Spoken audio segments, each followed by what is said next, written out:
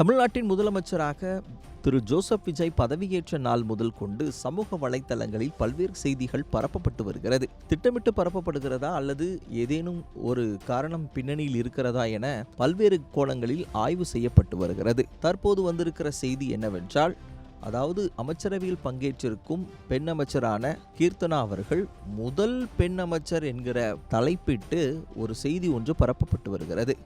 இதற்கு சோசியல் மீடியாவில் பல்வேறு கருத்துக்கள் பரப்பப்பட்டு வருகிறது. தமிழ்நாட்டின் முதல் பெண் அமைச்சர் யார் என்கிற கேள்வி சமூக வலைத்தளங்களில் எழும்பியிருக்கிறது. குறிப்பாக தமிழ்நாட்டின் முதல் பெண் அமைச்சர் என்ற பெருமையை பெற்றது ருக்மிணி லட்சுமிபதி என்ற பெண்மணி. 1946ஆம் ஆண்டில் சுகாதாரத்துறை அமைச்சராக பதவியேற்றிருக்கிறார். இவர் சபாநாயகராகவும் பதவியேற்றிருக்கிறார்.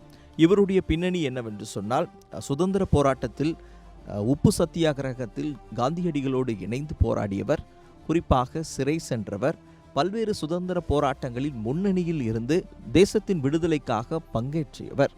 இவருடைய செயல்பாடுகளை அறிந்த இந்திய தேசிய காங்கிரஸ் இவர்களுக்கு பல்வேறு பதவிகளை கொடுத்து முக்கியமான கமிட்டியில் இடம்பெற்றிருப்பதனால் இவரை அமைச்சரவை பட்டியலிலும் காங்கிரஸ் இடம்பெற்றிருக்க வகை செய்தது.